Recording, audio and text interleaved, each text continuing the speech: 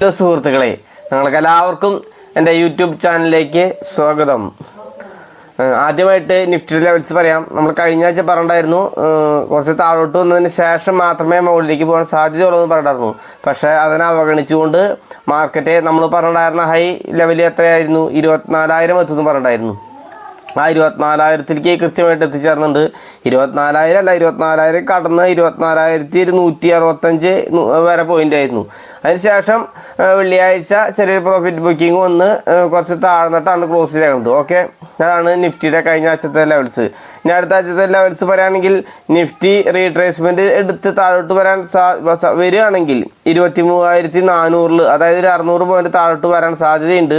23,400 വന്നതിന് ശേഷം തിരിച്ച് ബൗൺസ് ബാക്ക് ചെയ്ത് പോകുമെന്നാണ് ഞാൻ പ്രതീക്ഷിക്കുന്നത്. ചിലപ്പോൾ റീട്രേസ്മെൻറ്റിന് നിൽക്കാതെ മുകളിലേക്ക് തന്നെ ശക്തമായിട്ട് പോകാനും സാധ്യതയുണ്ട്. പക്ഷേ റീട്രേസ്മെൻറ്റ് വരികയാണെങ്കിൽ 23,400 വരെ വരാനുള്ള സാധ്യതയുണ്ടെന്നാണ് പറയാനുള്ളത്. അതാണ് നിഫ്റ്റിയുടെ ലെവൽസിനെ കുറിച്ച് പറയാനുള്ളത്. 2-3 ആഴ്ച മുന്നേ ഒരു HDFC ബാങ്കിൻ്റെ ഷെയർ പറഞ്ഞിട്ടുണ്ടായിരുന്നു.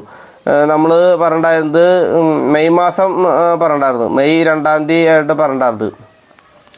ആ സ്റ്റോക്ക് പറഞ്ഞത് ഇപ്പോൾ 1,535 ബൈ എടുക്കാനെന്ന് പറഞ്ഞിട്ടായിരുന്നു.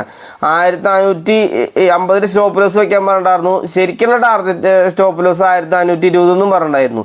അങ്ങനെ 1,450 സ്റ്റോപ്പ് ലോസ് വെച്ചുള്ള ആളുകൾക്ക് 450 സ്റ്റോപ്പ് ലോസ് അടിച്ചിട്ടാവും. അതല്ല, ശരിയായ സ്റ്റോപ്പ് ലോസ് വെച്ചിട്ടുള്ള ആളുകൾക്ക് 1,420 വെച്ചിട്ടുള്ള ആളുകൾക്ക് സ്റ്റോപ്പ് ലോസ് ഹിറ്റ് ആയിട്ടില്ല. 1,427 വരെ വന്നിട്ട് തിരിച്ച് ബൗൺസ് ബാക്ക് ചെയ്ത് പോവുകയാണ് ഉണ്ടായത്. അങ്ങനെ സ്റ്റോപ്പ് ലോസ് ഹിറ്റ് ചെയ്യാത്ത 1,420 കുറച്ചുകൂടി 30 പോയിന്റ് കൂടി റിസ്ക് എടുത്ത് വെച്ചിട്ടുള്ള ആളുകൾക്ക് ഇപ്പോൾ ടാർഗറ്റ് ഹിറ്റായിട്ട് ബുധനാഴ്ച 1,700 എത്തിയിട്ട് 1,700 ടാർഗറ്റ് പറഞ്ഞിട്ടായിരുന്നു. 1,715 വരെ പോയിന്റ് ആയിരുന്നു. അങ്ങനെയുള്ള ആളുകൾക്ക് ഒരു 10.25% പ്രോഫിറ്റ് HDFC ബാങ്കിൽ കിട്ടി കാണും. ഓക്കെ, അപ്പോൾ പ്രോഫിറ്റ് ബുക്ക് ചെയ്തിട്ടുള്ളവർ പ്രോഫിറ്റ് ബുക്കിംഗ് എഴുതി കാണിക്കേണ്ടതാണ്. ഓക്കെ, ഇനി കഴിഞ്ഞ ആഴ്ച പറഞ്ഞ സ്റ്റോക്കിൻ്റെ അവസ്ഥ എന്താണെന്ന് നോക്കിയിട്ട് പറയാം. കഴിഞ്ഞ ആഴ്ച പറഞ്ഞിട്ടുണ്ടായിരുന്ന സ്റ്റോക്ക് RSWM. കഴിഞ്ഞ ആഴ്ച പറഞ്ഞിട്ടുണ്ടായിരുന്ന സ്റ്റോക്ക് നമ്മൾ കൃത്യമായിട്ട് എല്ലാവർക്കും 195 ബൈ കിട്ടിയിട്ടുണ്ടാകുമെന്ന് ഞാൻ വിചാരിക്കുകയാണ്. ബൈ കിട്ടിയിട്ടുള്ള ആളുകൾക്ക് ഹൈ ഏകദേശം ഒരു 217 വരെ പോയിന്റ്. 217 വരെ പോയിന്റ് എന്ന് പറയുമ്പോൾ എത്ര പോയിന്റ് ഉണ്ട്? 195 എടുത്ത ആളുകൾക്ക് 215 എന്ന് പറയുമ്പോൾ ഓൾമോസ്റ്റ് ഒരു 10% മുകളിൽ വരെ പ്രോഫിറ്റ് പോയിന്റ്. അതിനുശേഷം ഇപ്പം തിരിച്ച് ചെറുതായിട്ടൊന്ന് താഴോട്ട് വന്ന് ഇപ്പോൾ ഒരു 7.5% പ്രോഫിറ്റ് റണ്ണിങ് ആയിട്ടാണ് ഇപ്പം നിന്നുകൊണ്ടിരിക്കുന്നത്. അപ്പോൾ കഴിഞ്ഞ ആഴ്ച നമ്മളെ വീഡിയോ കണ്ടിട്ട് സ്റ്റോക്ക് എടുത്തിട്ടുള്ള ആളുകൾക്ക് ഇപ്പോൾ സ്റ്റിൽ ഒരു 7.5% പ്രോഫിറ്റ് റണ്ണിങ് ആണ്. ഓക്കെ, പിന്നെ അതിന് മുന്നേ പറഞ്ഞ NCL ലിമിറ്റഡ് എന്ന് പറഞ്ഞ ഇൻഡസ്ട്രീസ് എന്ന് പറഞ്ഞ സ്റ്റോക്ക്, അത് ചെറിയ കൺസോൾട്ടേഷൻ മോഡിൽ നിൽക്കുകയാണ്. 40 ബൈ പറഞ്ഞിട്ടായിരുന്നു. അത് 241.76. അത് വലിയ കൃത്യമായൊരു മൂവ്മെൻറ്റ് വരുന്നില്ല. 240 ബൈ എടുത്ത ആളുകൾക്ക് ഇപ്പോൾ സ്റ്റിൽ പ്രോഫിറ്റ് റണ്ണിങ് ആണ്. 241.76 രൂപയാണ് ഇപ്പോൾ കറണ്ട് വെള്ളിയാഴ്ച ക്ലോസ് ചെയ്യുന്നത്. എന്നിരുന്നാലും നിങ്ങൾ വിഷമിക്കേണ്ട, അതെൻ്റെ ഉടനെ തന്നെ അതിന് ശക്തമായ റാലി വന്നുകൊള്ളും. അന്ന് നിങ്ങൾ കുറച്ച് ദിവസം കൺസോൾട്ടേഷൻ മോഡിൽ നിന്ന് ചോദിച്ചാൽ ടെൻഷൻ അടിക്കേണ്ട ആവശ്യമൊന്നുമില്ല. എന്തായാലും പ്രോഫിറ്റിലാണല്ലോ കൺസോൾട്ടേഷൻ നിൽക്കുന്നത്, അങ്ങനെ സമാധാനമായിട്ട് നിന്നോളൂ. ഓക്കെ, ഇനി നമ്മൾ അടുത്ത ആഴ്ചയ്ക്ക് സ്റ്റോക്ക് കണ്ടെത്തിൻ്റെ അതിൻ്റെ ഡീറ്റെയിൽസ് പറയാവുന്നതാണ്. ശരിക്കും കണ്ടെത്തിയ സ്റ്റോക്ക് മറ്റേ മിഡ് ക്യാപ്പ് കാറ്റഗറിയിൽപ്പെട്ട സ്റ്റോക്കാണ്. നല്ലൊരു മാർക്കറ്റ് ക്യാപിറ്റലൈസേഷൻ ഉണ്ട്. മാർക്കറ്റ് ക്യാപിറ്റലൈസേഷൻ വന്നിട്ട് എൻ്റെ മാർക്കറ്റ് ക്യാപ്പ് 42,848 കോടി രൂപ. അതായത് വലിയൊരു മാർക്കറ്റ് ക്യാപിറ്റൽ കമ്പനിയാണ്. കാരണം 48,848 കോടി രൂപ വലിയൊരു മാർക്കറ്റ് ക്യാപ്പാണ്. ഈ സ്റ്റോക്ക് അവർ ചെയ്യുന്നത് materials, fertilisers and agro chemicals, ആ സെഗ്മെൻറ്റിൽപ്പെട്ട സ്റ്റോക്കാണ്. ഫെർട്ടിലൈസേഴ്സ് ആൻഡ് ആഗ്രോ കെമിക്കൽസ് സെക്ടറിൽപ്പെട്ട സ്റ്റോക്കാണ്. ഈ സെഗ്മെൻറ്റിൽപ്പെട്ട 48 കമ്പനികൾ ലിസ്റ്റ് ചെയ്തിട്ടുണ്ട്. NSEയിലും BSEയിലും കൂടിയിട്ട് 48 കമ്പനികൾ ലിസ്റ്റ് ചെയ്തിട്ടുണ്ട്. അതിൽ നിന്നും 3-ാം സ്ഥാനത്ത് നിൽക്കുന്ന കമ്പനിയാണ് നമ്മൾ ഈ പറഞ്ഞ കമ്പനി, നമ്മൾ പറയാൻ പോകുന്ന കമ്പനി. ഓക്കെ, ഈ കമ്പനിയുടെ പേര് പറയാം, UPL എന്നാണ് ഈ കമ്പനിയുടെ പേര്.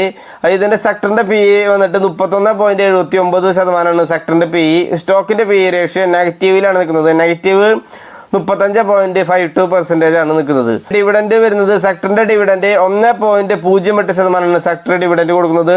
നമ്മളെ സ്റ്റോക്ക് UPL സ്റ്റോക്ക് കൊടുക്കുന്നത് 0.18% മാത്രമാണ് ഡിവിഡൻഡ് കൊടുക്കുന്നത്. അപ്പോൾ ഡിവിഡൻഡ് കാര്യമായിട്ട് ഈ സ്റ്റോക്കിൽ കിട്ടുന്നില്ല. അതിനുശേഷം ലോ പ്ലഡ്ജഡ് പ്രൊമോട്ടർ ഹോൾഡിങ്സ് ആണ്. പിന്നെ നോ റെഡ് ഫ്ലാഗ് പറയുന്നുണ്ട്. പ്രൊമോട്ടർ ഹോൾഡിങ് 32.35% മാത്രമാണ് പ്രൊമോട്ടർ ഹോൾഡിങ്സ് ഉള്ളത് ഈ കമ്പനിയിൽ. പക്ഷേ അതിനെ മറികടക്കാവുന്ന വലിയൊരു പ്ലസ് പോയിന്റ് കാണുന്നത് ഫോറിൻ ഇൻസ്റ്റിറ്റ്യൂഷൻസ് അവരുടെ ഹോൾഡിങ്സ് 36.95% ഉണ്ട്. അതായത് പ്രൊമോട്ടർ 32% ഹോൾഡ് ചെയ്തിരിക്കുന്ന കമ്പനിയിൽ അതിനേക്കാൾ അവർക്ക് വിശ്വാസം കൂടുതൽ ഫോറിൻ ഇൻസ്റ്റിറ്റ്യൂഷൻസിനുണ്ട് ഈ കമ്പനിയിൽ.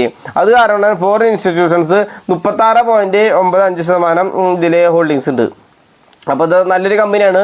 ക്യാപ് കാറ്റഗറിയിൽപ്പെട്ട വലിയൊരു കമ്പനിയാണ്. നമ്മൾ നേരത്തെ പറഞ്ഞു കഴിഞ്ഞു അതിൻ്റെ മാർക്കറ്റ് ക്യാപിറ്റൽ 42,848 കോടി രൂപയുണ്ട്. ഇനി നിങ്ങൾ ഈ ചാനൽ ആദ്യമായിട്ടാണ് കാണുന്നതെങ്കിൽ നിങ്ങൾ ഈ ചാനൽ ഇപ്പോൾ തന്നെ സബ്സ്ക്രൈബ് ചെയ്യുക. തൊട്ടടുത്തുള്ള ബെല്ലൈക്കൺ കൂടി എനേബിൾ ചെയ്ത് കഴിഞ്ഞാൽ ഞാൻ അപ്ലോഡ് ചെയ്യുന്ന വീഡിയോസ് നിങ്ങൾക്ക് യഥാർത്ഥം ലഭിക്കുന്നതായിരിക്കും. പിന്നെ ഡിസ്ക്ലൈമറായിട്ടൊരു കാര്യം പറയാണ്, ഞാനൊരു സെബി രജിസ്റ്റേർഡ് അനലിസ്റ്റ് അല്ല. അതിനാൽ ബൈ റെക്കമെൻഡേഷനും സെൽ റെക്കമെൻഡേഷനും സ്വീകരിക്കുമ്പോൾ നമ്മുടെ ഫിനാൻഷ്യൽ അഡ്വൈസറിന് ശേഷം മാത്രം സ്വീകരിക്കണമെന്ന് വിനീതമായിട്ട് ഓർമ്മപ്പെടുത്തുന്നു. പിന്നെ ഞാൻ പറയുന്ന എല്ലാ സ്റ്റോക്കുകളും നമ്മുടെ ക്യാപിറ്റൽ എത്രയാണോ അതിന് 10% മാത്രം അതിലേക്ക് അലോക്കേഷൻ ചെയ്തുകൊണ്ട് ചെയ്യണമെന്ന് വിനീതമായിട്ട് ഓർമ്മപ്പെടുത്തുന്നു. ഇത്ര നേരം വീഡിയോ കണ്ടുകൊണ്ടിരുന്ന നിങ്ങൾക്ക് എല്ലാവർക്കും നന്ദി, നമസ്കാരം.